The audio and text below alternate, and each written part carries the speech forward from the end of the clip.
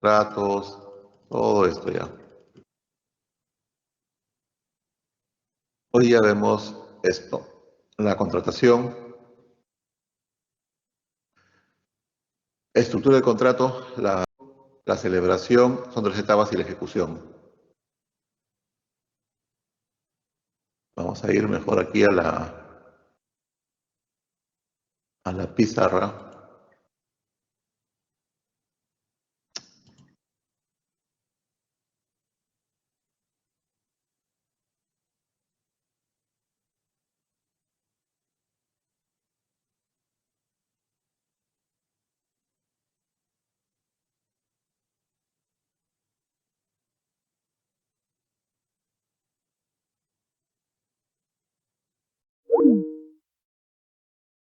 Y esta información evidentemente está protegida, ¿no? Hay deberes de confidencialidad entre las partes contractuales.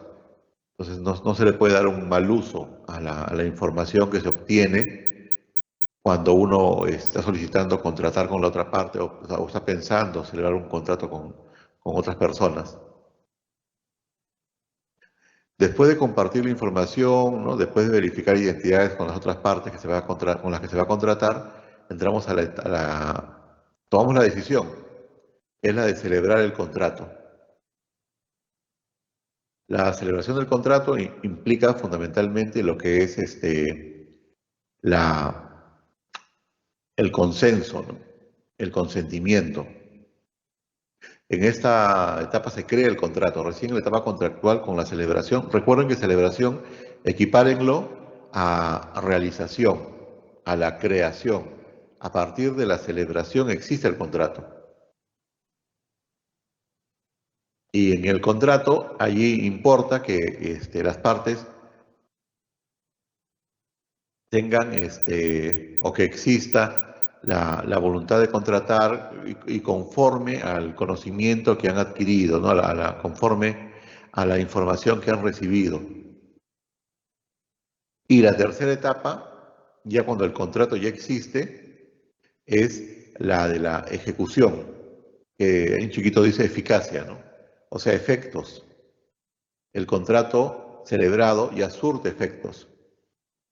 Ahí entre negociación, celebración y ejecución está las palabras buena fe. La buena fe en la información, yo no miento con la información que recibo, perdón, con la que emito, yo tampoco miento, tampoco engaño con lo que estoy recibiendo y diciendo que no lo he recibido, o que lo que he recibido o lo que he recibido es diferente a lo que me están dando, o que lo entiendo de un modo diverso, ¿no? Entonces, siempre hay una buena fe, que es como un comportarse adecuadamente, con deberes de veracidad, ¿no? De lealtad.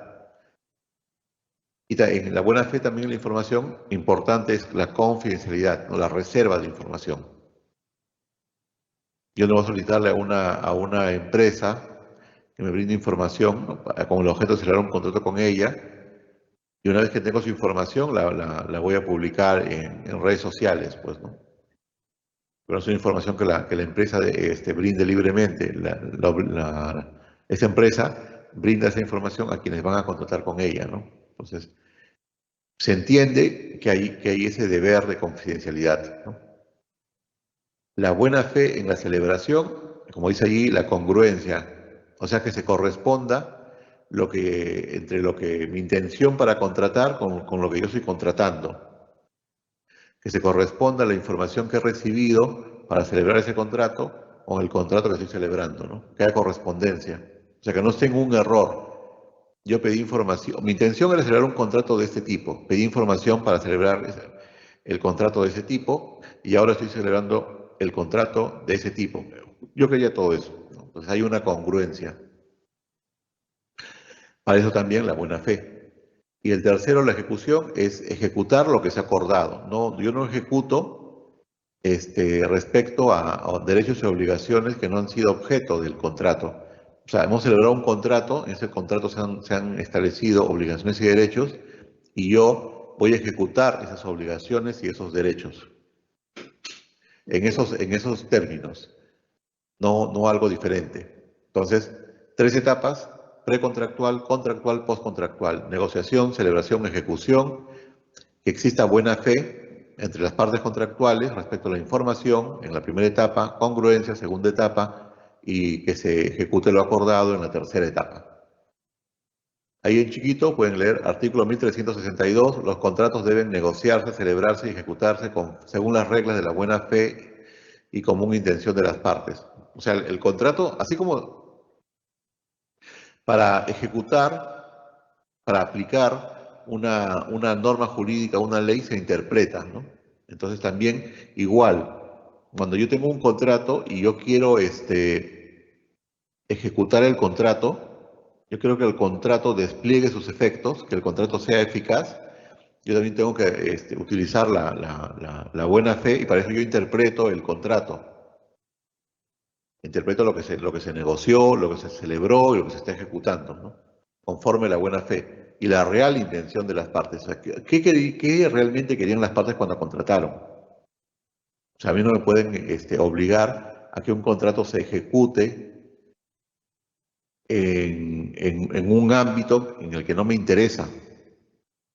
Entonces, por eso sí, y como lo que se busca es que las personas desarrollen contratos de manera constante, sintiéndose protegidos y satisfaciendo sus necesidades, entonces, eh, teóricamente, las partes contractuales deberían cumplir esto. Delia, ¿alguna pregunta sobre estructura del contrato y sus etapas? Delia o Melanie, ¿alguna pregunta? Por ahora no, profesor. Listo. Dijimos, pueden preguntar luego pueden volver, ¿no? Ahora, profesor, ahora que he dicho eso, me surgió una pregunta respecto a negociación. Ya, pueden hacer también. En clase pregunten todo, recuerden. Cuando yo les dije, la celebración implica el consentimiento, el consenso, ¿no? Y ya saben ustedes que si hay consenso, hay forma, ¿no? Siempre. El consenso contiene, ¿no? O se manifiesta, se da a través de una forma. Ahora, ese consentimiento o consenso, ahí lo pueden ver, ese consentimiento o consenso. A ver, voy a buscar acá, tengo entre estas opciones aquí, esta de acá. A ver, ¿pueden ver este puntero? Delegadas, Sí, profesor, sí se observa. ¿lo siguen viendo y se borró? Aparece un rato y se borra. Ya está bien, así tiene que ser. Ya listo. Entonces, este consentimiento es el consenso. Ahí está, dice, acá dice consenso, ¿no? Consenso. Entonces, ¿cómo se forma ese consentimiento? En la celebración del contrato se da el consentimiento. Y el consentimiento surge de la oferta y de la aceptación. Hay una parte que ofrece y hay una parte que acepta. Oferta y aceptación se unen y crean el consentimiento. Y con el consentimiento se ha celebrado el contrato. O sea, esto se vincula a esto. ¿Ya? ¿Eso queda claro, delegadas? ¿Está claro? Sí, Oferta profesor. y aceptación generan consentimiento y el consentimiento existe en la celebración, segunda etapa contractual. Ahora, la oferta tiene que ser completa, o sea, yo tengo que ofrecer lo que realmente quiero brindar, no más, no menos. O sea, la oferta tiene que ser completa. No ofrezco ni más ni ofrezco menos. La oferta, cuando lo cierro se va. La oferta tiene que ser también, acá lo dice, tiene que ser conocida. Ya. La oferta que acá está, conocida. ¿Estaba muy chiquito o lo agrando? ¿Está bien ahí? Podría Delegadas, dar un ¿se ve poco, bien? Ya, un poco vamos a agrandar esto. Ya, allí. Esa oferta, en primer lugar, tiene que ser completa, ya les dije. Tiene que ser, en segundo lugar, conocida. O sea, tiene que, el oferente tiene que hacerle llegar la oferta al aceptante. O sea, una parte del contrato se tiene que trasladar su oferta a la otra parte. Para que exista como oferta, tiene que ser conocida por el destinatario de la oferta. Primero completa, luego conocida. En tercer lugar, tiene que estar determinada. O sea, el destinatario de la oferta tiene que indicarse quién es, ¿no? ¿A quién se está dirigiendo esa oferta? Hay excepciones, ¿no? Que son ofertas abiertas al público, pero fuera de esa excepción, yo le ofrezco a Delia o le ofrezco a Melanie. Entonces, o sea, no, si yo no le voy a ofrecer a Delia y Melanie me va a decir, acepto.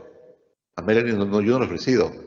Quien me puede decir que acepta es Delia, porque yo le he ofrecido a Delia, determinada. O sea, es una oferta determinada para Delia.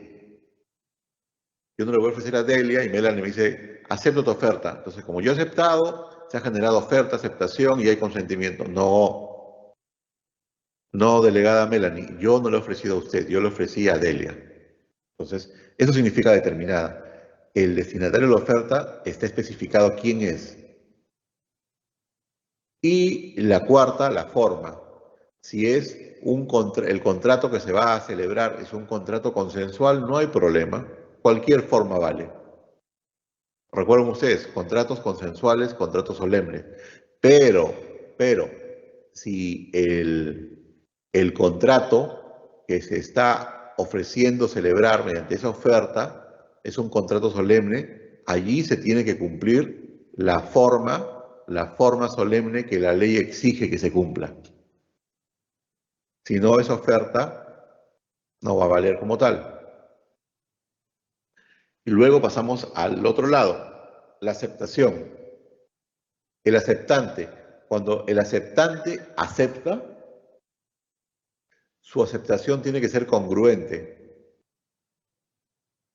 Yo a Delia le ofrezco, Delia, te vendo 10 carros, 10 automóviles, Nissan, Sentra, con tales características, a un valor, ¿no? A un precio de $10.000 cada uno. Esa es la oferta que le hago a Delia. Y Delia me contesta y me dice, acepto. Listo, acepto su oferta. Entonces tengo la oferta y tengo la aceptación. Ahora, en la segunda parte dice aceptación oportuna. Las ofertas normalmente deben de contener un plazo para ser aceptadas. Claro, porque estamos en un mercado y en el mercado los bienes y los servicios varían su valor. Entonces yo no puedo sostener, y también la disponibilidad, ¿no? Yo no puedo sostener una oferta de manera ilimitada, ¿no? Yo digo, mi oferta tiene un plazo de 10 días, de 15 días. O mi oferta vence el día, estamos 4 de octubre, mi oferta vence el día 18 de octubre. Entonces hay un plazo. Cuando se acepta, tiene que respetarse la oportunidad, o sea, el plazo de la oferta. Cuando se acepta la oferta, se tiene que aceptar dentro del plazo. Y también tiene que ser determinada. O sea, yo estoy aceptando a la persona que me ha ofrecido, ¿no? Que me ha planteado su oferta, no a otra persona. Mi aceptación está dirigida a la persona que me ofreció. Esa aceptación también tiene que cumplir el tema de la forma, si es un contrato solemne, la forma que la ley requiere. Si la ley me dice que no hay forma obligatoria, o sea, es un contrato consensual, cualquier forma vale. Si hay consenso, si hay aceptación, o sea, ya está, la forma va a estar allí, de todas maneras. No me preocupo de una forma, porque ya existe ya. Entonces, la oferta y la aceptación requieren estos requisitos. Ahora, se pueden dar casos en los que yo a Delia le digo, Delia, tienes 10 días para aceptar mi oferta. y Delia acepta, pero fuera del plazo. Una aceptación fuera del plazo equivale a, vamos a ponerlo ya, a ver, aquí.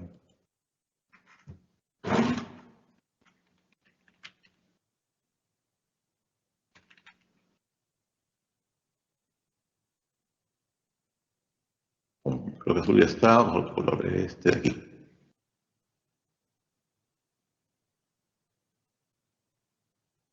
Ahora sí.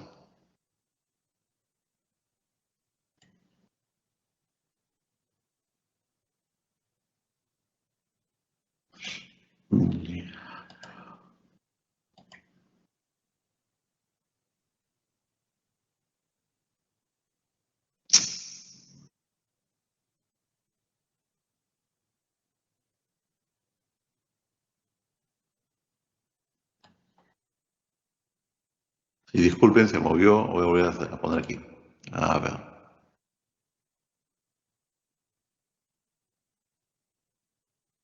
Listo.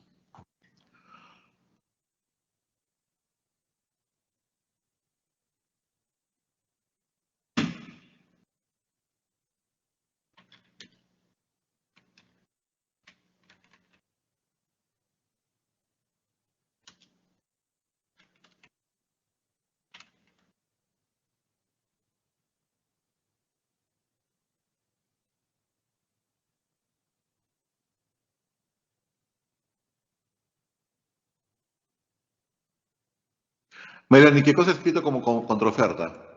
¿Puede leerlo? No congruente fuera del plazo. Ajá, o sea, yo, Melanie, le ofrezco los 10 automóviles Nissan Sentra a $10.000.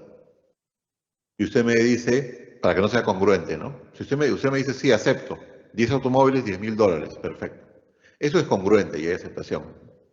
Y eso crea consentimiento. Pero usted no va a hacer eso. Usted me va a decir, acepto su oferta. Los 10 automóviles, pero como son 10, le voy a pagar $9.000. ¿Eso, Melanie, es una aceptación? ¿O qué es? Ah, ¿contraoferta? Correcto, eso es una contraoferta. Me equivoco de... Me equivoco de... A ver. A ver, un segundo. A ver. Ya voy a tener que borrarlo luego lo borro. Una contraoferta, sí. Este es el borrador parcial, dice. A ver, vamos a probar. Borrador parcial, borrador parcial.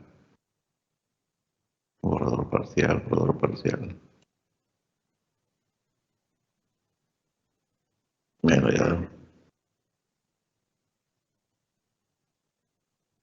Y si, Delia, si usted me acepta la oferta, pero lo hace, yo le doy 10 días y lo hace en el día 15, ¿usted está aceptando la oferta o qué está haciendo? Contraoferta. Contraofertando, ajá.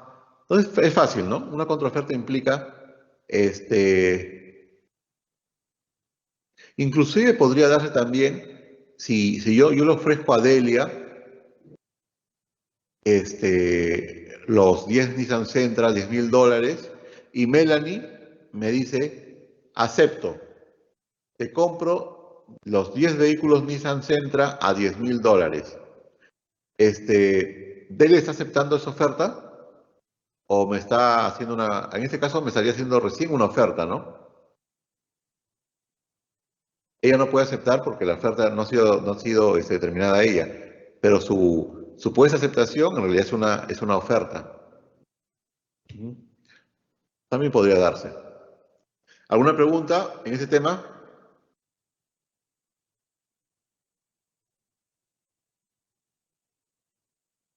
Díganme, ¿alguna pregunta está ahí?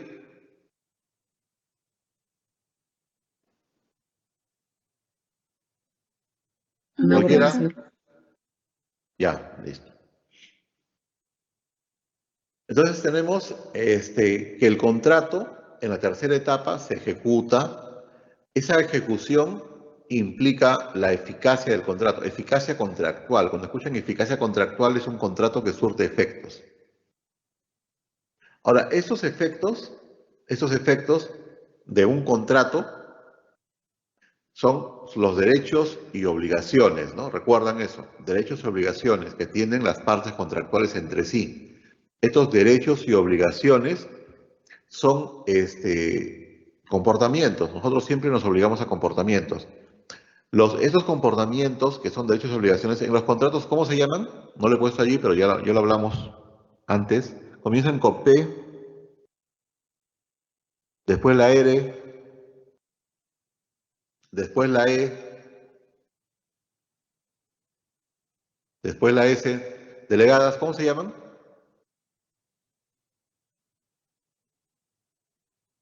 ¿Cuál era la pregunta, profesor?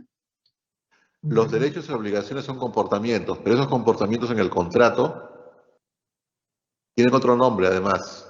¿Cuál es ese otro nombre de esos comportamientos que comienza con P? Prestaciones, prestaciones. Entonces, esto es simple, pero no quiero que lo entiendan bien, ¿no? Un contrato que se celebra, que ya existe porque existió consentimiento de oferta y aceptación, ese contrato va a comenzar a generar efectos, ¿no? Eficacia. Eso aquí, a ver, vamos a hacer algo más aquí. Ya, vamos a...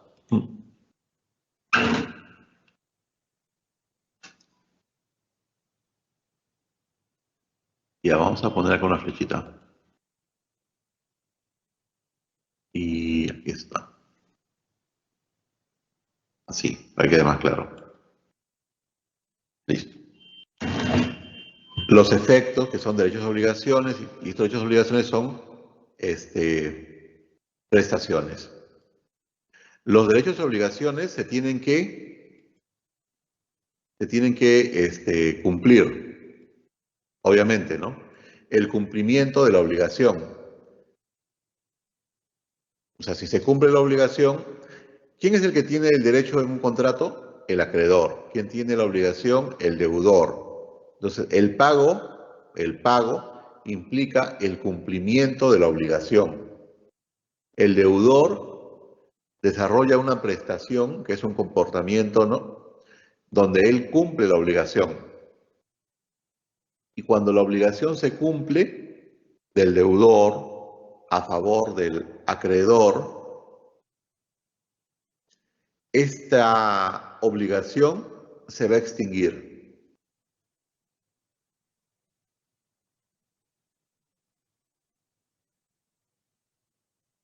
Delia, ¿por qué el cumplimiento de la obligación, o cómo se llama cuando el cumplimiento de la obligación la extingue?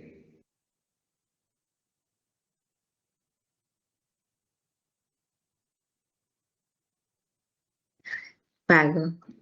O sea, el pago es el cumplimiento de la obligación. Y el pago implica la extinción de la obligación. La obligación deja de existir, se extingue porque se ha pagado. Porque se ha pagado. Ahora, principio en el pago hay que respetar, hay varios temas, pero me interesa que conozcan esos. El principio de identidad en el pago. O sea, se tiene que pagar lo que se debe.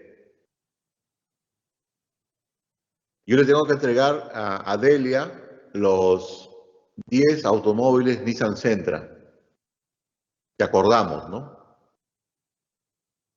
Yo tengo el pago es el cumplimiento de la obligación, o sea, cualquier obligación. Yo le tengo que entregar y tengo que cumplir esa obligación, tengo que pagarle los 10 automóviles Nissan Sentra. Y le digo, Delia, no tengo los Nissan Sentra, te voy a entregar 10 camionetas chinas, ¿no? Chang'an. El precio está por ahí, quizás un poquito más cuesta en la Chang'an. Te las doy. Entonces, ¿Yo estoy cumpliendo la obligación, Delia, o no? No. No, no estoy cumpliéndola. Claro, usted es libre de decirme no, identidad de la obligación, no está cumpliendo, ha incumplido la obligación. Yo también podría decirme, Delia, a ver qué vehículos son, cómo son, déjeme revisar la ficha técnica, está bien. O sea, porque las obligaciones se pueden, o sea, acuérdense, los contratos crean, regulan, modifican o extinguen. O sea, se pueden modificar. Delia dice, ya es perfecto, cambiemos, modifiquemos, ¿no? Tenías que darme vehículos de marca Nissan, me vas a dar vehículos de marca Chang'an, ¿no? Se puede cambiar esto. Ahora, integridad significa la totalidad de la obligación debe ser cumplida. A Delia yo le debo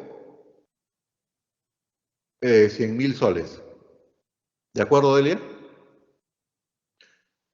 Entonces, yo a Delia le digo, Delia, te voy a pagar, pero tengo solamente 99.000 soles. ¿He cumplido con la obligación, Delia? No. No, falta un sol. Yo digo, Delia, un sol falta, un sol es nada, pero no he cumplido con la obligación. La obligación se tiene que ejecutar íntegramente.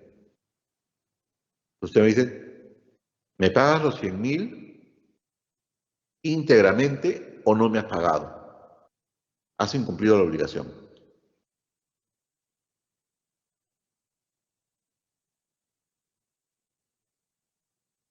¿Está claro lo de la identidad y lo de la integridad?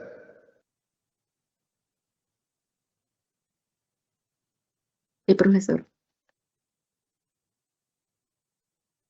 Incluso acá vamos a añadir, acá hay espacio, vamos a añadir algo más.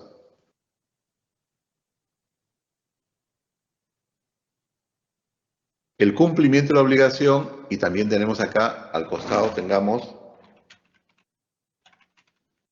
el incumplimiento. Una vez.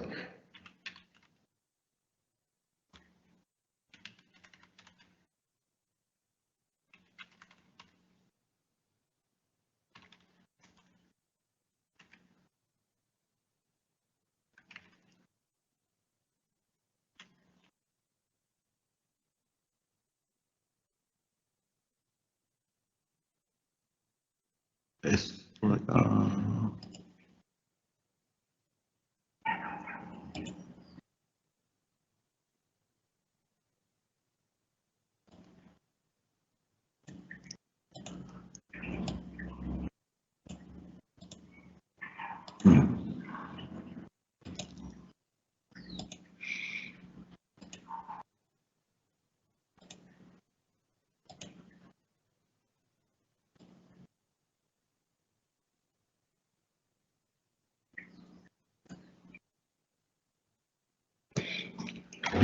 Ya, ahí puede ver lo que he escrito Melanie. Sí, se ve, profesor. Ya, a ver un caso.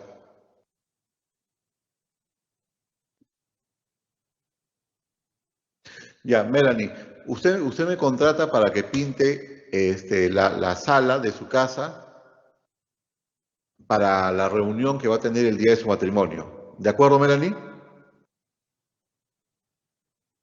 Ya, profesor.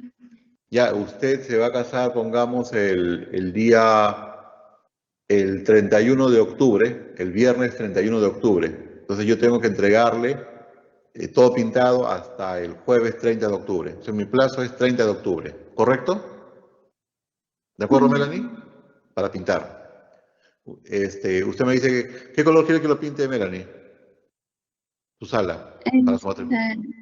Color maíz. ¿Color maíz? Ajá. ¿Maíz? ¿Maíz morado o maíz amarillo? Maíz amarillo. Ya, ya, Melanie. Entonces llegamos al 30 de octubre y yo no he pintado nada. ¿Qué tipo de incumplimiento se ha producido? ¿Cuál de los cuatro que están aquí? Total. Incumplimiento total. Ajá. Llegamos al 30 de octubre y yo he pintado solamente la mitad o una cuarta parte. ¿Qué tipo de incumplimiento se ha dado? Parcial. Parcial.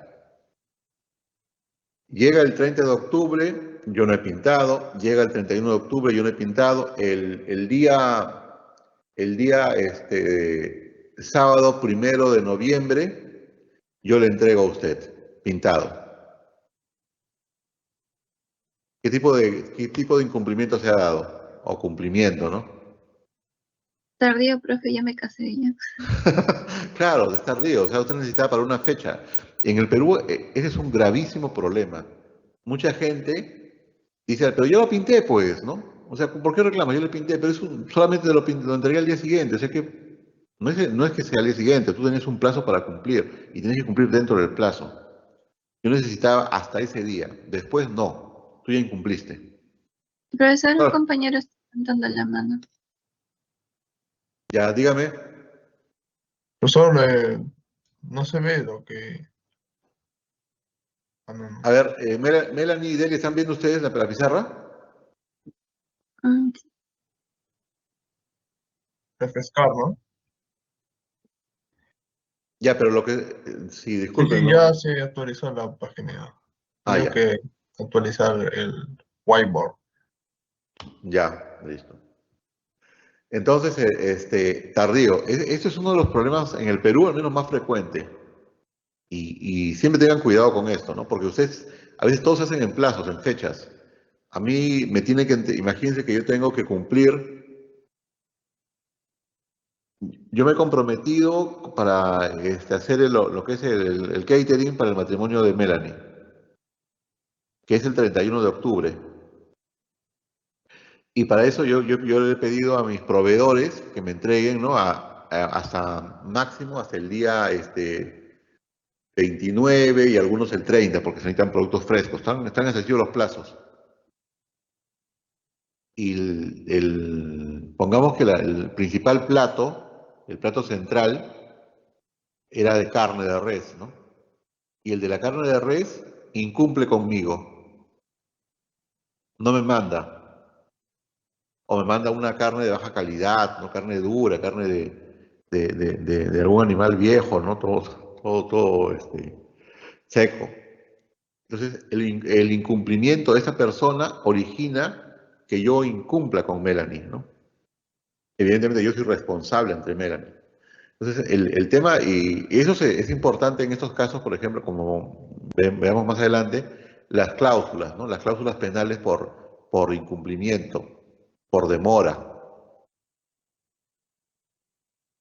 Melanie, a usted le importa, por ejemplo, le importaría que yo le pinte la sala se la entregue después de 2 días? Ya no, ya. Claro, ya no. Y le ha originado daños, evidentemente. Y lo otro es, la cuarta forma de incumplimiento es lo defectuoso, ¿no? Melanie me dijo que le pinte maíz, color maíz, maíz amarillo. Y yo dije, pero maíz amarillo es feo, ¿no? Le voy a pintar maíz morado. Melanie, ¿cumplí o incumplí? ¿Qué tipo de incumplimiento en el caso que haya incumplido? Un cumplimiento defectuoso. Correcto. Entonces los incumplimientos pueden ser totales, parciales, tardíos o defectuosos. ¿Alguna pregunta? ¿Puede repetir esa parte, por favor? ¿Cuál? De los incumplimientos. Defectuoso es cuando... Cuando no se corresponde con lo acordado. Yo le Claro. pido que me entregue a usted 100 kilos de manzanas y usted me entrega 100 kilos de mandarinas, ¿no? O le pido paltas Hass y usted me trae otro tipo de paltas, ¿no? O le pido que me haga un informe sobre la situación, ¿no? de tal empresa y me presenta un informe sobre la situación de otras empresas parecidas, pero no de la empresa que hemos acordado, ¿no? Defectuoso es equivocado, ¿no? Erróneo. O sea, está el informe, está la pared pintada, ¿no? Están los vehículos, por ejemplo, pero no es lo acordado. No es lo acordado, en este caso, por el tema de identidad, ¿no? Hay un defecto en el cumplimiento. Se ha cumplido, pero equivocadamente.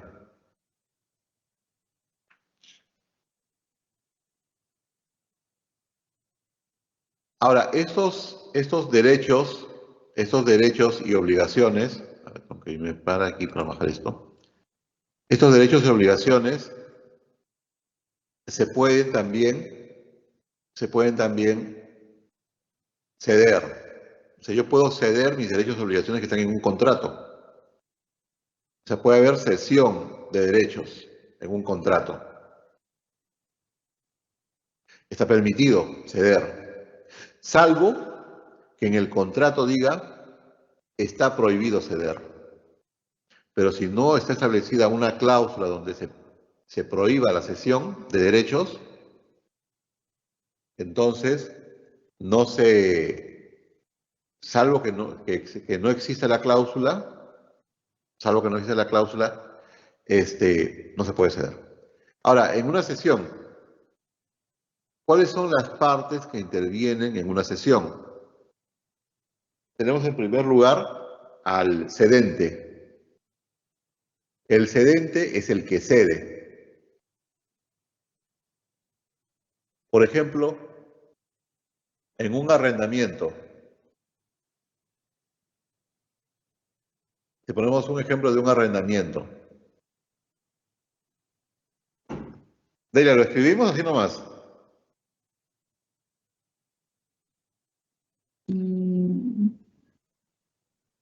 Sí, escríbelo.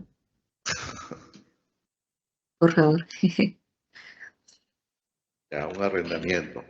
Tenemos que en un arrendamiento las partes contractuales van a ser... ¿Cuáles son las partes contractuales en un arrendamiento? Arrendador y arrendatario. Arrendador y arrendatario.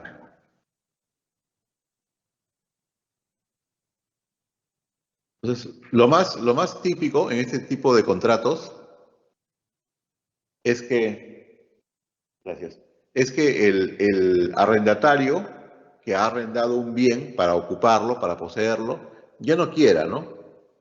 Y a veces, en lugar de culminar ese contrato con el arrendador, busca a un tercero. ¿Por qué se dice tercero? Porque no es parte del contrato. Correcto, porque no es parte del contrato. Ajá. Perfecto, porque no es parte del contrato. Busca a un tercero y le dice, oye, yo tengo alquilado ese local en tal lugar, ¿no? Que está para el rubro que tú tienes, está excelente. O sea, si quieres,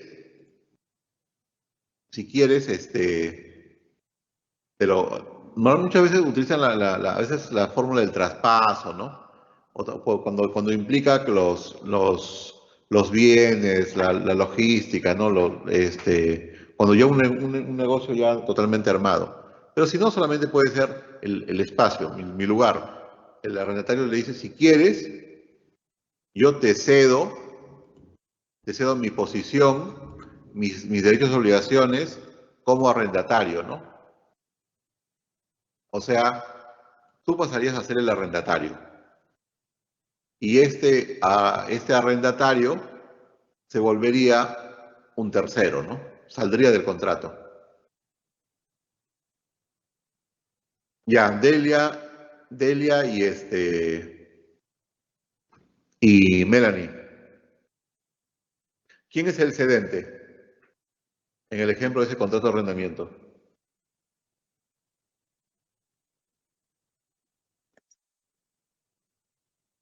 Su único, El arrendatario. ¿Quién es el cedente? ¿Quién es el que entrega su derecho a otro y sale del contrato? Arrendatario. El arrendatario, correcto. El arrendatario. ¿Quién es el cedido? ¿Quién es aquel que está en el contrato y va a ser objeto de cambio de un arrendatario original a un arrendatario nuevo?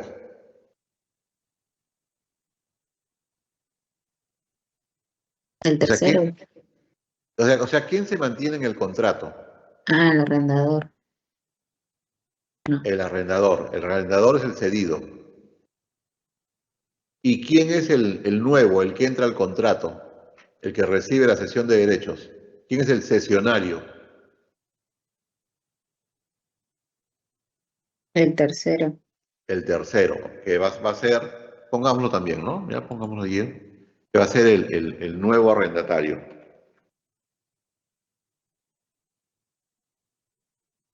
El nuevo arrendatario, el tercero.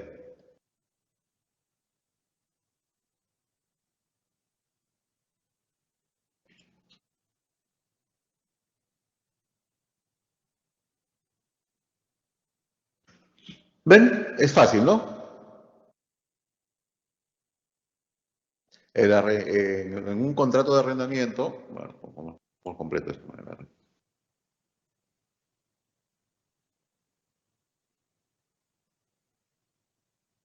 El arrendador es el cedido, el arrendatario es el cedente y el tercero es el cesionario. ¿Quedó claro? Melanie, Delia o cualquier otro. ¿Está claro? Profesor, ¿podría explicarlo de nuevo? ¿Con el ejemplo? Sí, no entendí muy bien. A ver.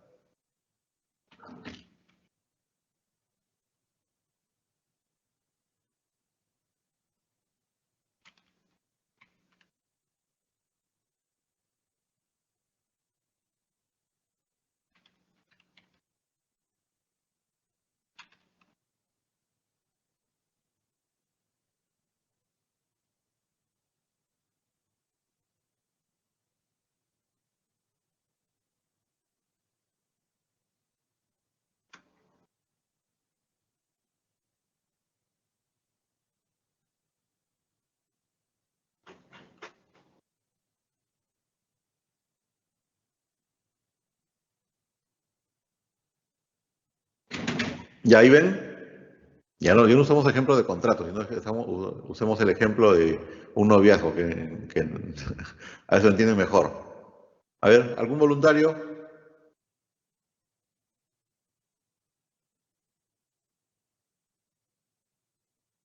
¿Cualquiera? ¿Un voluntario? A ver.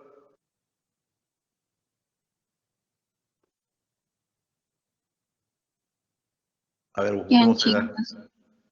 Claro, alguno que esté ahí, a ver. A ver, Gutiérrez, Presente, profesor. ¿listo? De acuerdo. Ya. Pongamos Gutiérrez que usted está de novio, ¿ya? Se va a casar. Ok, Entonces, usted tiene derechos y obligaciones con su novia, en esa relación de noviazgo. Novio, novia y es tercera que va a aparecer. Su novia no quiere seguir dentro de ese noviazgo, que sería el contrato. Su novia quiere irse. Pero dice, pero Gutiérrez es un buen partido, ¿no? O sea, cualquier mujer estaría contenta de casarse con él, ¿no? Entonces,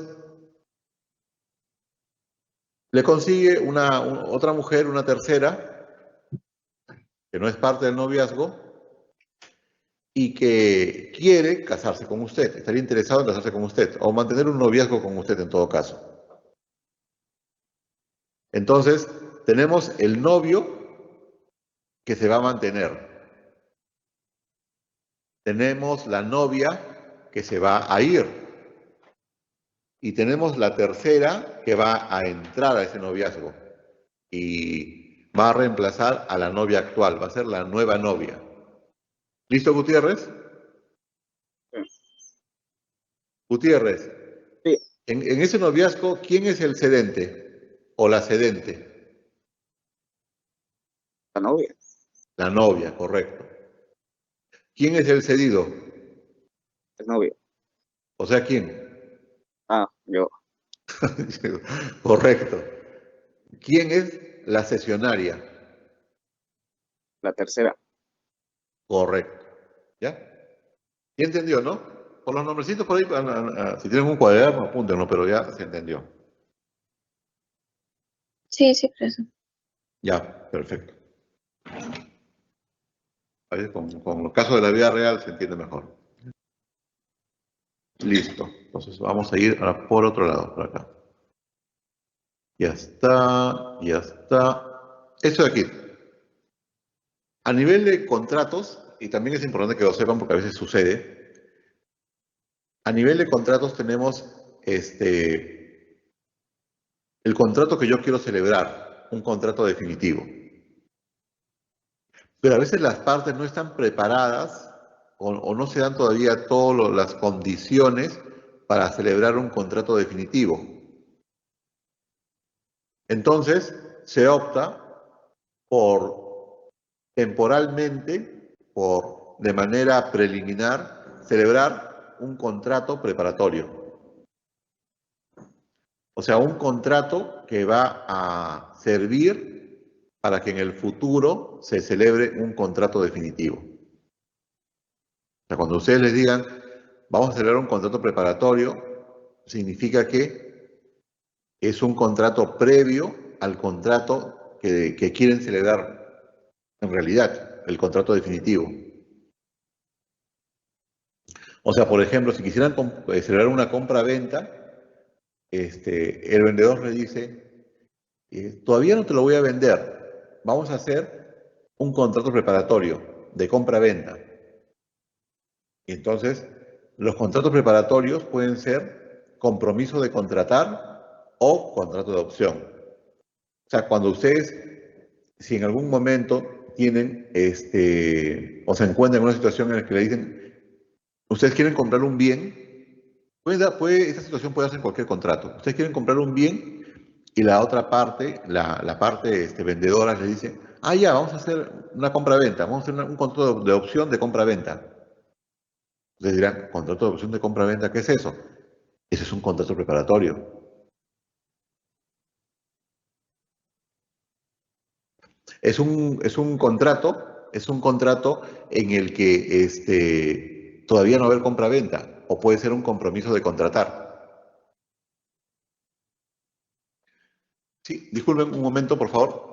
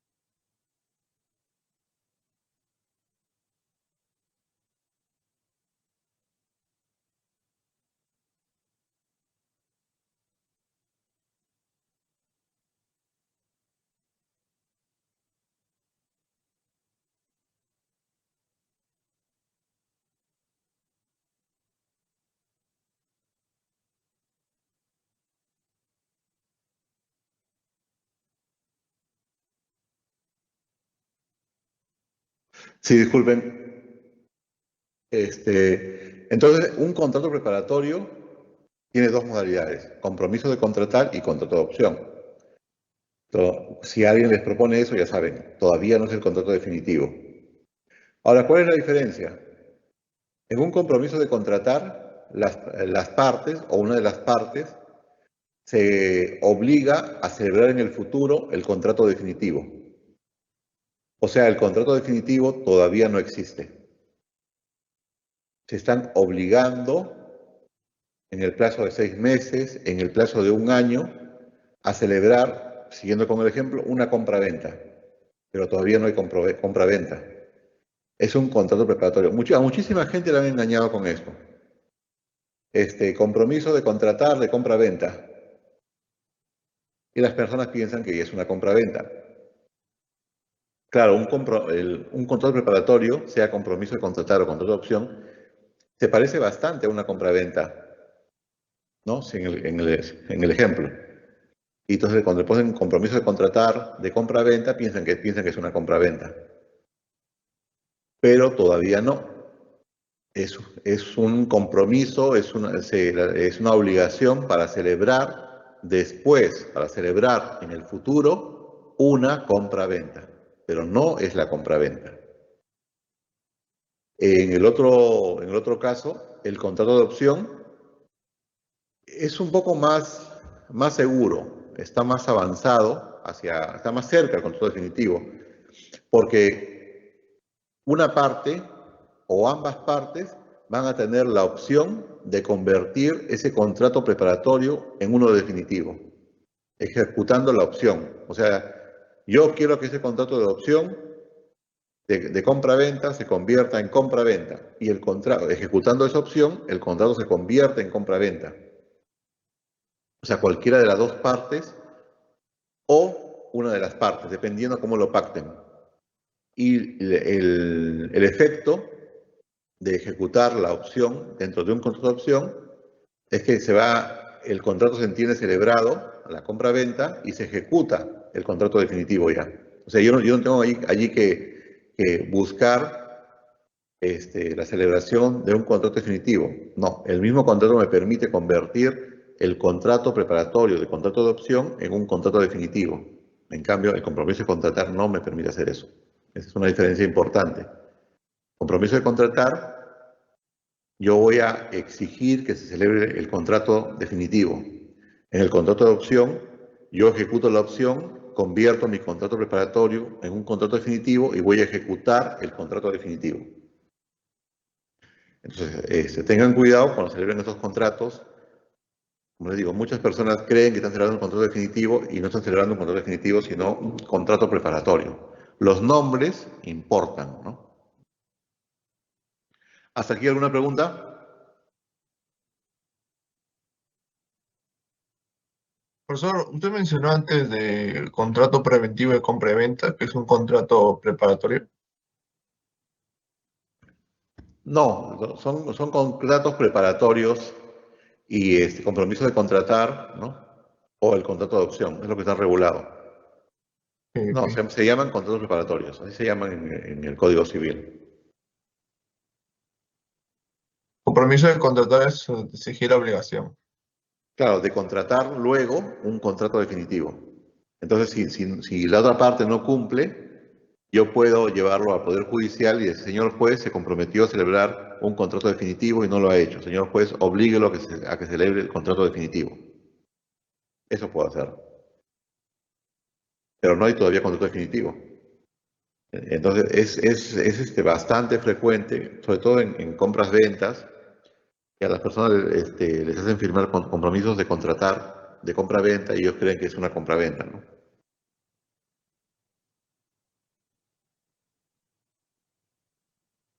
Lo que estábamos viendo, aquí, contratación, estructura de contrato, negociación, lo que hemos visto, lo leen, celebración, ejecución, la oferta, la aceptación, esto no hemos visto, cláusulas generales de contratación o cláusulas formulario. Cuando las empresas van a contratar con numerosos usuarios, con numerosas personas, entonces lo que hacen es establecen contratos tipo. Un contrato con las cláusulas predredactadas que a cualquiera de sus usuarios, cualquiera de sus consumidores, ¿no? les van a presentar. Claro, se hace por economía, ¿no? Entonces, ustedes lo ven en contratos de telefonía, en contratos de servicios públicos, en contratos de transporte, donde nos extienden ya un contrato preimpreso y simplemente aceptamos el contrato. Ahora, el Estado vigila estos contratos para que esos contratos sean realmente contratos a cláusulas generales de contratación, tienen que ser aprobadas por el Estado. Si estos contratos no han sido aprobados por el Estado, no tienen esa protección. Entonces podrían ser discutidos, podrían ser cuestionados. Es importante que lo consideren. Contratos a cláusulas generales de contratación, que necesitan la aprobación por el Estado, una aprobación administrativa por el Estado. Perfeccionamiento ya hablamos, que lo que es, ¿no? La eficacia, efectos. Controles preparatorios también. Concurso de acreedores. Ya, eso es importante. Vamos a... aquí. Tengo alguna pizarra.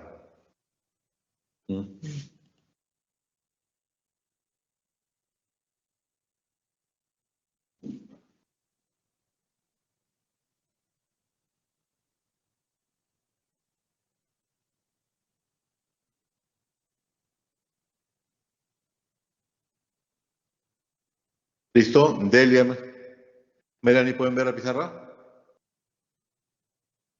Sí, profesor. profe. Ya, perfecto. Entonces, acá tenemos, esta acá. A veces se llama concurso. Concurso cuando hay varias personas en un mismo lugar, queriendo ocupar una posición. Pongamos, tenemos un bien, esa casa, ¿no? Y tenemos allí a 5 personas que son acreedoras o que se consideran acreedoras de esa casa. O sea, las 5 consideran que tienen derecho, tienen un derecho, algún derecho sobre esa casa. Podría ser por una compraventa, podría ser por un arrendamiento, podría ser por un comodato, podría ser por una hipoteca, lo que fuese. Utilicemos el contrato más simple para ese ejemplo, una compra-venta. ¿La compra-venta es un contrato consensual o solemne?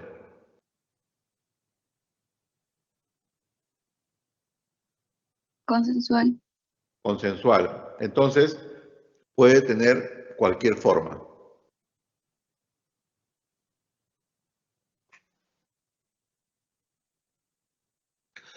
O sea, en las formas contractuales que están allí, podría ser mímico, verbal, escrito sin fecha cierta, escrito con fecha cierta, podría ser en escritura pública o podría ser en registros públicos. Yo escojo.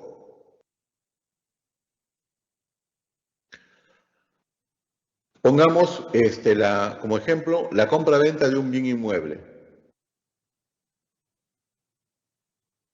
Y ahí difícil que sea mímico, ¿no? Que sea verbal es un poco complicado. Podría ser verbal. O sea, si estuviésemos, por ejemplo, en un lugar alejado de la ciudad y... Gutiérrez, ¿está allí? Sí, profesor. Gutiérrez, por ejemplo, yo le digo, Gutiérrez, esa chacra que tiene allá al fondo, ¿no? Junto al río, usted no la utiliza, ¿por qué no me la vende? Y Gutiérrez me dice, ya pues, se la vendo. ¿Ya cuánto me la vende? No sé, 500 soles está bien, ya 500 soles. Y le entrego los 500 soles. Ahora, no hacemos ningún contrato por escrito porque ni Gutiérrez ni yo, por ejemplo, sabemos leer y escribir. Gutiérrez, ¿ahí hay compra-venta? Técnicamente sí. Sí hay, correcto. Sí, técnicamente sí. Hay comprador, hay vendedor, están los elementos del contrato y están, existe un consenso sobre el bien y el precio. Perfecto, sí, sí hay contrato. Ya listo. O sea, podría darse un contrato verbal de compra-venta sobre inmuebles, sí podría darse. Ahora, pongamos a ustedes que están conmigo acá en esta aula, ¿no? Les digo, no, chicas, muchachos, me voy de viaje y voy a rematar mi casa. Mi casa cuesta 100, pero por motivos de viaje, acepto ofertas, ¿no? Y Gutiérrez me dice, profesor, se la compro. Ya, pues Gutiérrez, hagamos un documento. Y hacemos un documento escrito y con la fecha del día de hoy. 4 de octubre de 2025. Después de esto, se acerca a mí Melanie y me dice, profesor, ¿yo vendí la casa? No, todavía no la he vendido.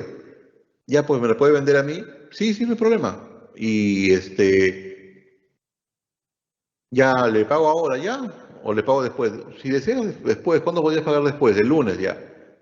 Y entonces, profesor, le pongo la fecha del lunes, ya pongamos la fecha del lunes. Y ponemos la fecha del lunes, el 6 de octubre de 2025. Se la ponemos el día de hoy, pero con fecha de lunes. Delia también me busca y me dice lo mismo, y con ella también hago un contrato escrito. Y me dice, profesor, ¿podría ponerle la fecha de hace un mes? Yo le digo, Delia, encantado, pongámosle entonces 4 de septiembre de 2025. Y luego viene otra persona más desde ese salón. A ver, pongamos a ver quién más está aquí. Pongamos aquí a Silvia. Señorita Silvia, ¿está en clase? Señorita Silvia Grados. Nada. A ver, la señorita Nadia Izaguirre. Nadia Izaguirre. Luis Gómez. Señor Luis Gómez. Julius Pérez. Julius Pérez. Sí, profesor, presente, Julius. Ya, Julius. Y Julius me dice, profesor, yo también le quiero comprar la casa. ¿La ha vendido? Todavía no la vendo. Ya, pues, profesor, hagamos un documento. Ya, hagamos. Y Julius me dice, profesor, pongámosle la fecha de hace 5 años. Listo, le ponemos la fecha de hace 5 años. ¿Entienden ustedes por qué se denomina contrato escrito sin fecha cierta? Porque no se sabe cuándo se va a pagar. Porque no se sabe cuándo se ha celebrado realmente. O sea, podríamos hacer un contrato hoy día y ponerle fecha de hace 10 años.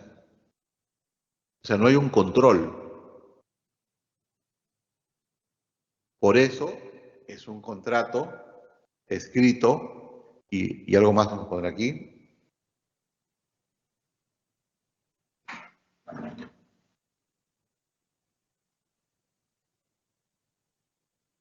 Es un contrato escrito privado de fecha cierta. ¿Por qué es privado? Porque solamente participan las partes del contrato.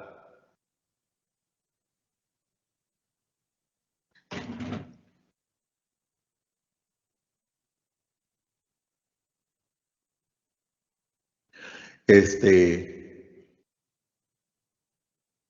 bastante inseguro, ¿no? O sea, yo podría venderle a todos los que están en el aula, venderle la casa y ponerle cualquier fecha. ¿Qué dice el Estado? ¿Qué dice el Código Civil? Dice, entre diversas personas, entre diversos acreedores que contratan en un documento escrito sin fecha cierta, se prefiere ¿a quién? Al que tenga la fecha cierta, perdón, a la fecha no cierta más antigua. O sea, Viene ahorita Melanie, me dice, profesor, ¿podemos cambiar la fecha del contrato? Hagamos un nuevo contrato. ¿Ya? ¿Podemos poner fecha de hace 15 años? Si quiere 15 años. ¿Quiere más? 20 años si quiere le ponemos. Ya, 20 años. Contrato sin fecha cierta. Contrato privado sin fecha cierta. Bastante incertidumbre de cuándo se ha celebrado ese contrato.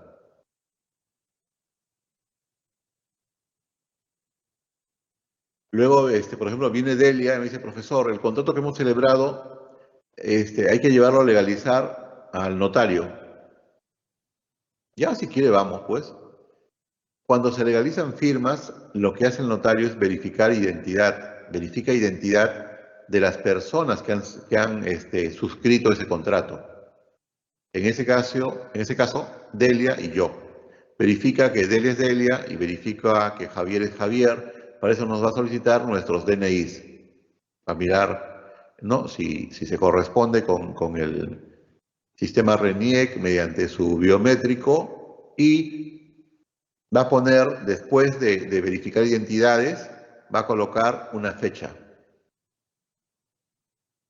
Fecha cierta.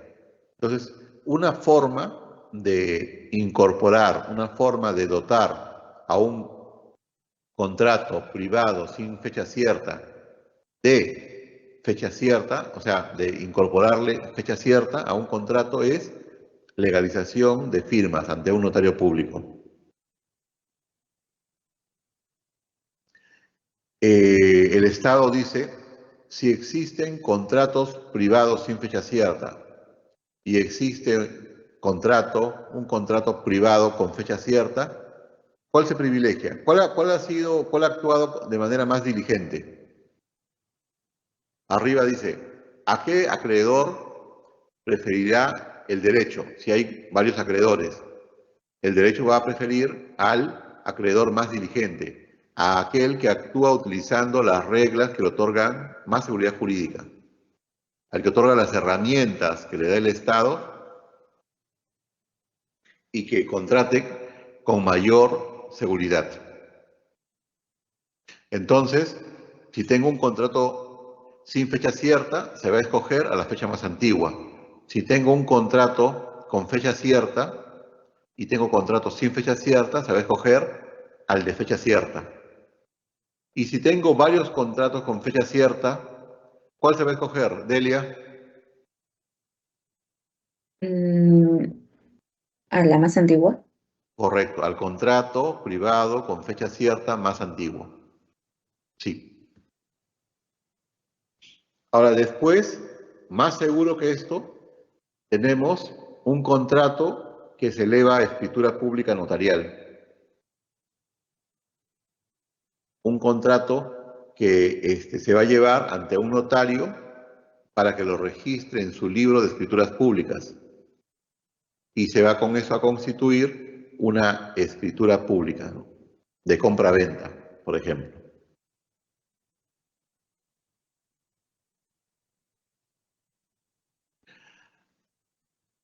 Si tengo un contrato sin fecha cierta y tengo escritura pública, prima la escritura pública. Si tengo un contrato con fecha cierta y tengo una escritura pública, prima la escritura pública. ¿Por qué? Porque la escritura pública es un documento público que hace un notario público, tomando diversas verificaciones.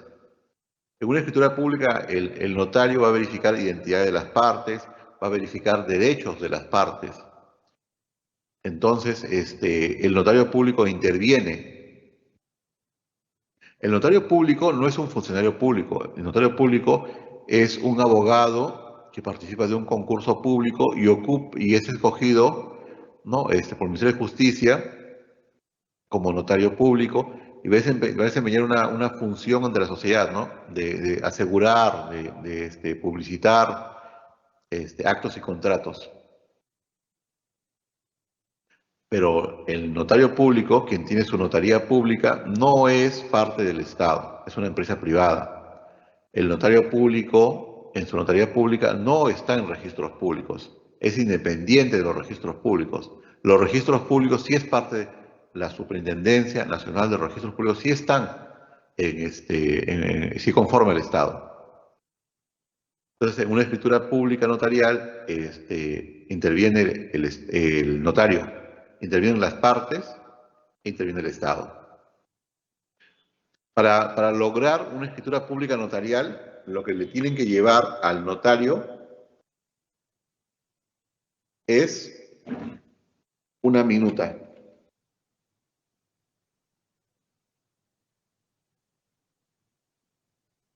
Una minuta, si hablamos de compra-venta, sería una minuta de compra-venta. ¿Y cuál es la diferencia entre una minuta de compra-venta y un contrato de compra-venta?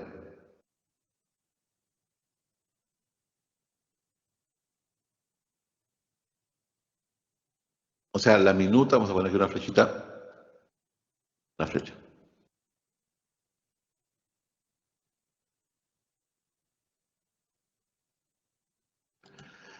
La minuta sirve para constituir, para crear una escritura pública.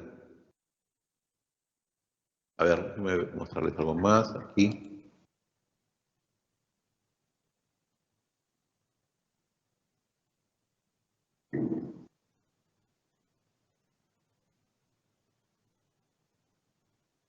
¿Pueden ver mi pantalla? Delia, Melanie, ¿pueden ver allí?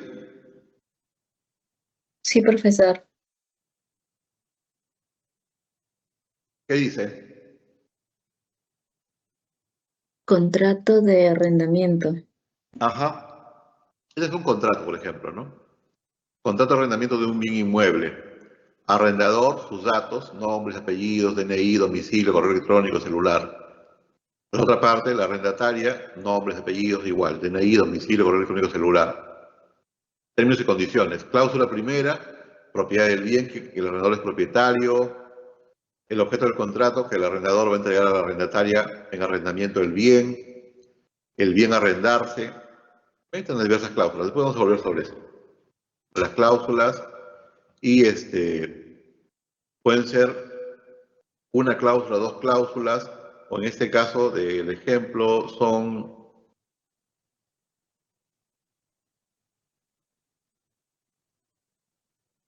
25 cláusulas.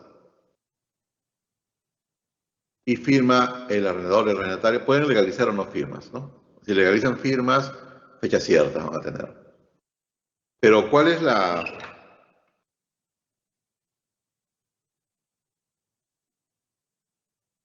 diferencia entre... Si quisiésemos este contrato llevarlo a registros públicos, tendríamos que hacer una minuta de contrato de arrendamiento.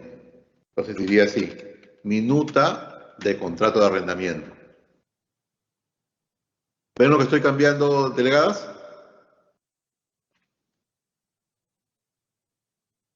Sí, profesor. Señor notario público.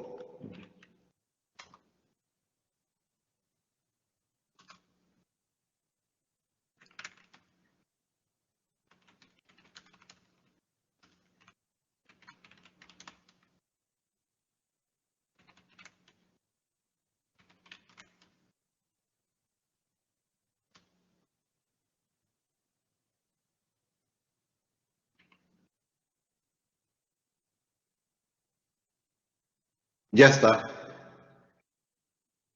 Esta ya es una minuta. Los cambios han sido amplios, han sido importantes en la regulación del contrato, delegadas.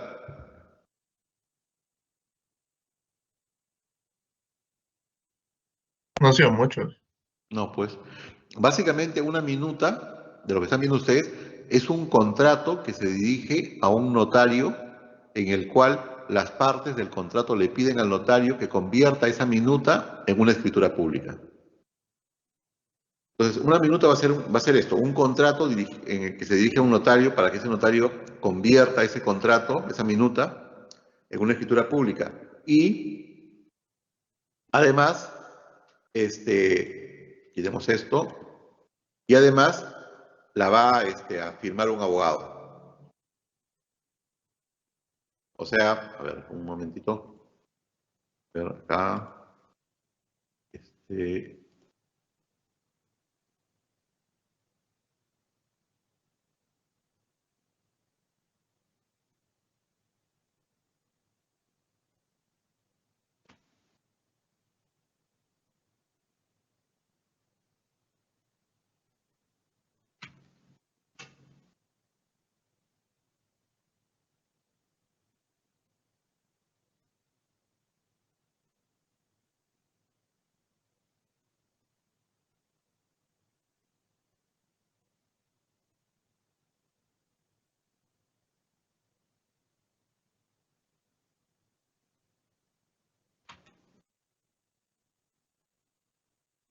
Profesor.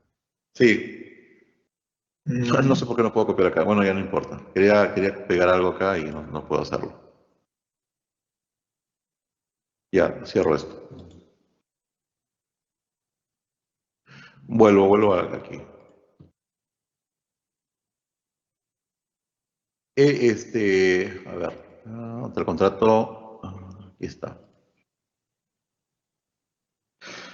Ya, voy a hacerlo de manera manual lo que quería hacer.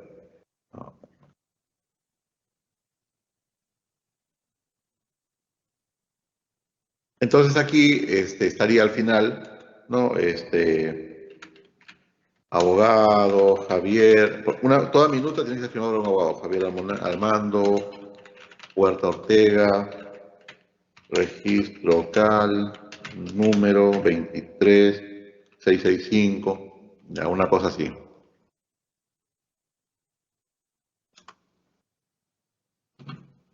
Y lo firmo también. Esto sería una minuta. Ahora, para que esto se convierta en escritura pública, ¿el notario qué hace? El notario agarra la minuta y va a poner, ¿no? A ver, un segundo. En la ciudad de Lima, a los 4 días del mes de octubre de 2025, ante mí, Javier Armando Huerta Ortega, notario público de Lima, se presentan las personas de XXX, Y. Quienes me presentan una minuta de contrato de arrendamiento de bien inmueble, el mismo que transcribo a continuación. Y ahí, ya, tengo que cancelar el micro. Ya, ahí, estamos hablando. Claro, cuando digo XXX y Y, van todos los datos, ¿no? De las personas. Y luego va a venir la transcripción de la minuta, que es la segunda parte. La primera parte, todo esto se llama comparecencia. Aquí el notario va a verificar que las personas que están yendo a su notaría son esas personas y que tienen derechos sobre los derechos que dicen que tienen. Por eso va a utilizar base de información por internet, de registros públicos, de RENIEC, de la SUNAT, todo lo que le sirva. Aquí entra la diligencia del notario, todo lo que le sirva para que el documento que va a elaborar, la escritura pública de contrato de arrendamiento de bien inmueble, sea lo más legal posible. En esta primera parte se denomina comparecencia. Comparecencia. La primera parte, vamos, rojo, es la primera parte. Luego viene la segunda parte, que es el cuerpo.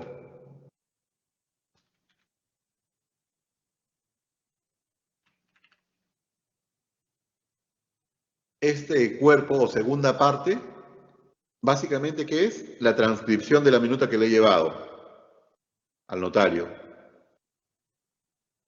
Y luego vamos a tener lo que son las conclusiones.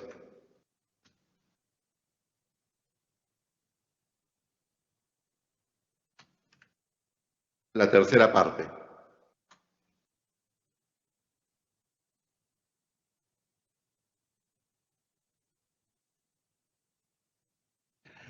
Melanie y Delia, ¿me están viendo? Sí se ve, profesor. Entonces, en esta tercera parte de una escritura pública, ante mí, que fueron leídas las partes anteriores de esta escritura pública, las personas suscribientes, ratificaron su intención de elevar a escritura pública este contrato de arrendamiento de bien inmueble, por lo que proceden a firmarlo ante mí.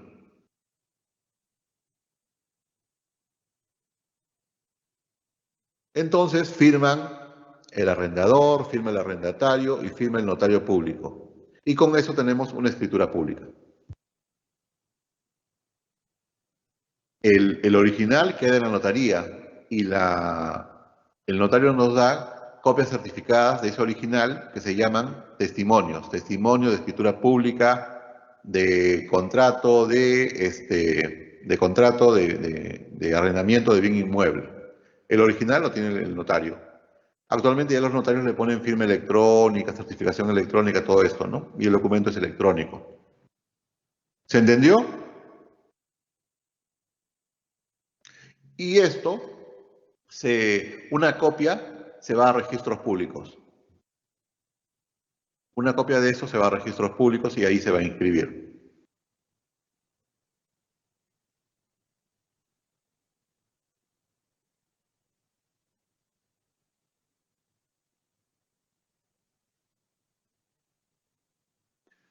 Por ejemplo, si fuera en registros públicos actualmente todo está digitalizado y todo es electrónico, ¿no? Entonces yo puedo pedir en registros públicos cualquier documento que desee, ¿no? Libremente y fácilmente.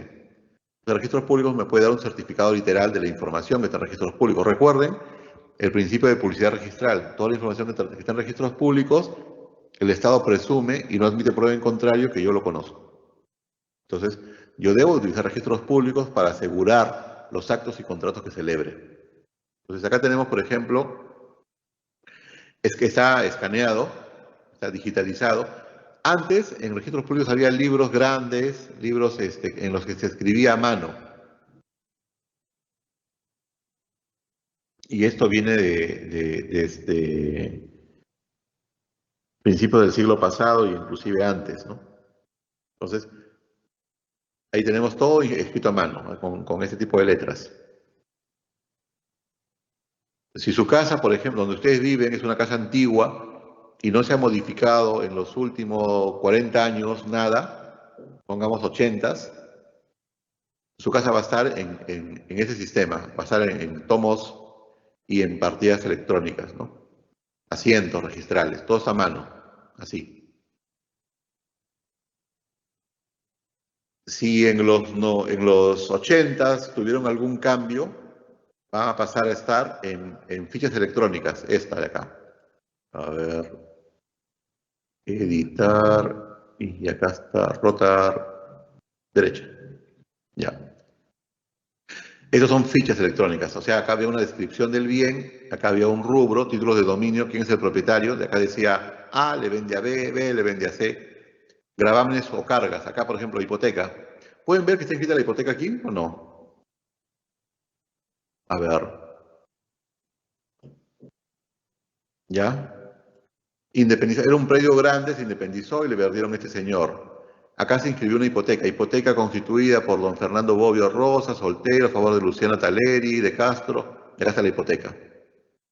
Entonces, este era un sistema de fichas, segundo sistema que tiene registros públicos. Ya saben ustedes, el primero es en tomos y asientos, que son manuales. Luego pasamos a fichas. En una hoja había varios actos, ¿no?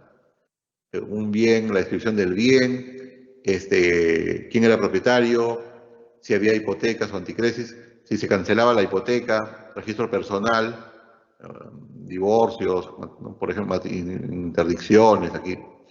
Y luego pasamos a un sistema de partidas electrónicas, que es lo que tenemos actualmente. Por ejemplo, esta hipoteca que está aquí en un sistema de fichas cambia actualmente, porque esto se ha dado el 2002, se cancela esa hipoteca. Entonces, esta hipoteca ya no existe, ¿no? Posiblemente por caducidad, por plazo. Entonces ahí pueden ver un testamento, esto es igual, certificado literal, registro de testamentos de registros públicos. También se inscribe, acá es un resumen, y ahí está, se amplió el testamento, la persona murió, también se inscribe. Son partidas electrónicas, un número. Si quieren ver el número, es acá está, partida electrónica, partida número tal.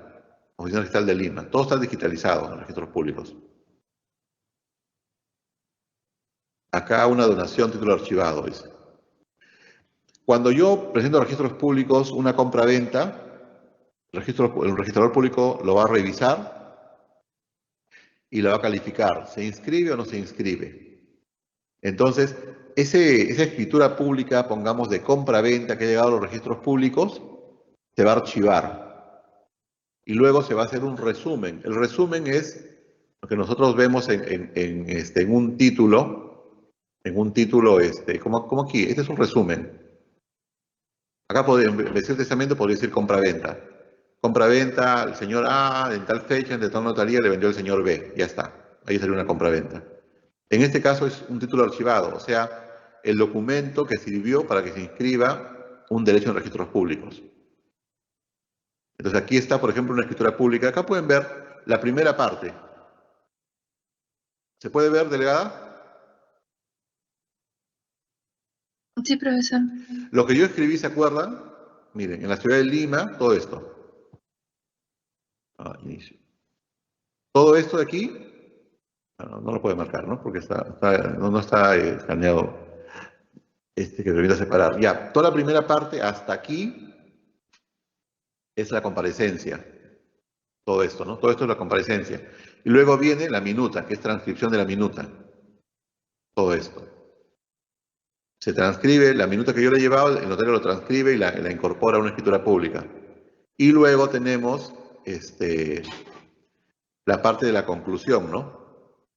El notario allí dice que las partes se han ratificado y él firma y firman los demás. Y eso va a ser una partida inscrita aquí. Entonces hemos tenido 3 sistemas. Hemos tenido el sistema de tomos, hemos tenido el sistema de fichas y actualmente tenemos el sistema de partidas electrónicas. Acá está, aquí, tomos, fichas y partidas electrónicas. Entonces, esa escritura pública se puede convertir en una inscripción registral. Lamentablemente, la escritura pública, en el caso del ejemplo de la compra-venta, es segura, pero yo como abogado, y si quisiera engañarlos, podría ir con cada uno de ustedes a una notaría pública. Me cito con uno de ustedes en una notaría a las 9 de la mañana. A las 10 me cito con otro, a las 11 me cito con otro, a las 12 me cito con otro, a la 1 me cito con otro. Y al final, cuidando los tiempos, puedo llegar a hacer 10 escrituras públicas de compra-venta. Melanie, si tengo 10 escrituras públicas de compra-venta, el Estado, el derecho, ¿a cuál va a preferir? El primero. La primera es ¿cuál? La más antigua. La que Sí, la tenga más fecha más antigua, correcto. Ahora, en registros públicos es diferente. Si esas 10 escrituras públicas se mandan a registros públicos, y ahí dice Javier le vende a A, Javier le vende a B, Javier le vende a C, en cada escritura pública, ¿no?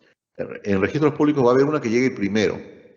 Cuando llegue la primera escritura pública, en registros públicos van a ver, ¿Javier es el propietario en registros públicos? Sí, es el propietario. Acá dice que Javier le vende a A. Revisan que todo sea legal, que todo sea correcto, que todo esté conforme, y dicen, ok, se califica, se inscribe. Entonces, en registros públicos, Javier deja de ser propietario y la persona A pasa a ser la propietaria. Y el registrador público mira y dice, pero hay más. hay más títulos pendientes. A ver, aquí dice Javier le vende a B. Delia, ¿se podrá inscribir esa escritura pública número 2 que llegó en tiempo a registros públicos donde dice Javier le vende a B? No. ¿Por qué? Porque en registros públicos ahora ¿quién es propietario?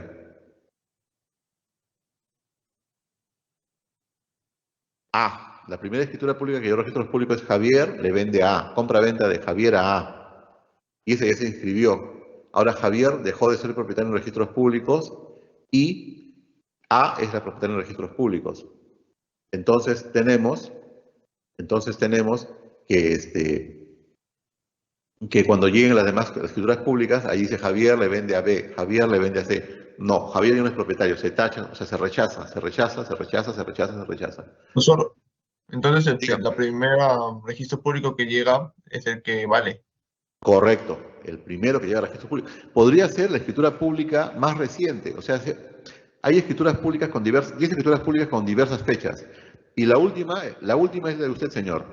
Y usted dice, ya, yo sé que lo que importa es la que va a registros públicos. Entonces usted al notario le paga un adicional para que lo haga rápido y para que lo mande inmediatamente, esté lista a registros públicos. Ahora ya todo es electrónico encima. Entonces, la escritura pública, que si solamente fuese entre escrituras públicas, pierde porque es la más reciente. Pero esa escritura pública, por la diligencia del señor, del alumno que me ha hablado ahorita, es la primera que llega a registros públicos y la primera en inscribirse. Entonces, el Estado dice, el más diligente ha sido el que utilizó registros públicos, que es lo más seguro que yo tengo. Entonces, a él le voy a preferir, a ese acreedor le voy a entregar el bien, porque ha sido el más cuidadoso, el que ha actuado utilizando lo más seguro que yo le puedo brindar a la sociedad, los registros públicos, que también tiene defectos, ya lo conversaremos, pero así funciona. Entonces, hay toda en forma contractual, hay diversas instancias, de las más inseguras a las más seguras. Y el Estado va a preferir a quien utilice lo más seguro. La tecnología, el Internet, nos permitiría actuar de otra forma y evitar todos los riesgos, todos los fraudes, todas las estafas, todas las falsificaciones. Pero el Estado no asume un rol moderno, ¿no? Bueno, ustedes también lo verán en muchas cosas que pasan, ¿no? En las que dirán, ¿por qué no se hace diferente, ¿no? Teniendo ya tantas cosas para cambiar. El tiempo ha pasado, ¿no? Y no se ha mejorado. Seguimos con las mismas reglas antiguas. Algunas cosas algunos documentos se han puesto en confirmas y certificaciones electrónicas, pero no más que eso, ahí ha quedado. ¿Hasta aquí alguna pregunta?